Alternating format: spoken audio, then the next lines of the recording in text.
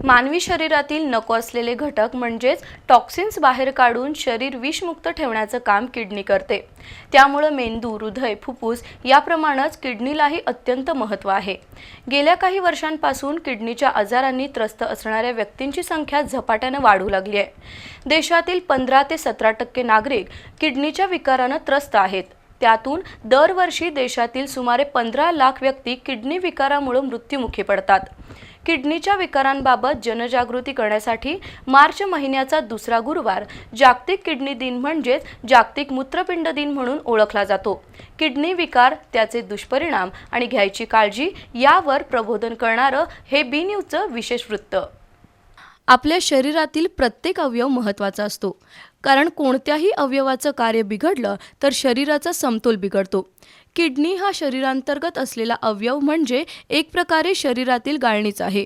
मानवी शरीरातील अत्यंत महत्त्वाचा अवयव असलेल्या किडनीच्या विकाराबाबत प्रबोधन करण्यासाठी जागतिक आरोग्य संघटनेच्या वतीनं दरवर्षी मार्च महिन्यातील दुसरा गुरुवार जागतिक किडनी दिन म्हणून ओळखला जातो।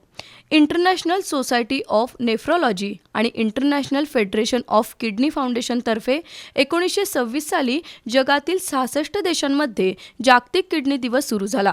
मानवी शरीरातील चयापचय प्रक्रियेत किडनी महत्त्वाची भूमिका बजावते। शरीरातील टॉक्सिन्स बाहेर टाकून शरीराची एक प्रकारे स्वच्छता करण्याचं काम किडनी करत असते। किडनीच्या कामामध्ये जेव्हा अडथळे निर्माण होतात त्यावेळी किडनीमध्ये मोठ्या प्रमाणावर टॉक्सिन्स जमा होतात।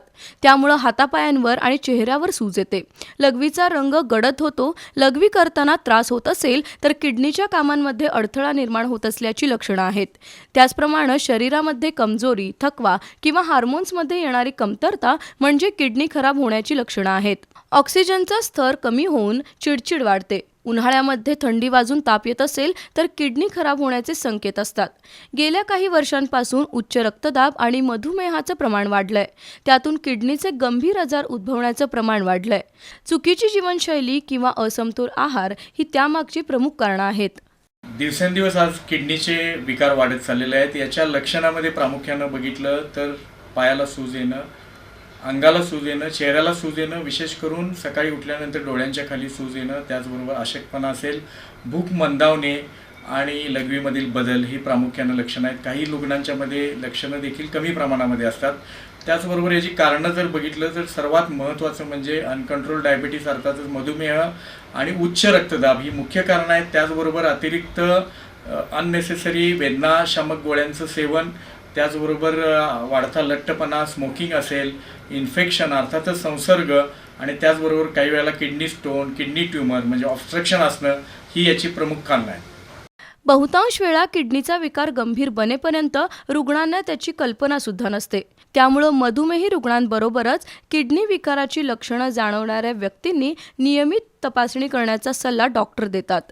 किडनी विकारांच्या उपाययोजनामध्ये सर्वात महत्त्वाचं म्हणजे योग्य प्रमाणातलं पुरेसं पाणी घेणं, त्याचबरोबर प्रोटीन अर्थातच प्रथिनांची मात्रा योग्य प्रमाणामध्ये घेणं, जंक फूड टाळणं, नियमित योग्य पद्धतीचा व्यायाम, आपलं वजन नियंत्रित ठेवणं, आपला रक्तदाब, आपलं मधुमेह नियंत्रित ठेवणं, स्मोकिंग टाळणं, बॅलन्स डाएट, त्यामध्ये विशेष करून बेरीज असतील, पालक असेल, ऑलिव्ह ऑइल असेल, स्ट्रेस मॅनेजमेंट हे व्यवस्थित महत्त्वाचं आहे। आपली औषधं योग्य प्रमाणामध्ये घेणं, अतिरिक्त प्रमाणामधील अननेसेसरी पेनकिलर किंवा आर्टिफिशियल अननेसेसरी फूड घेणं हे देखील किडनीच्या विकारांसाठी अतिशय घातक आहे।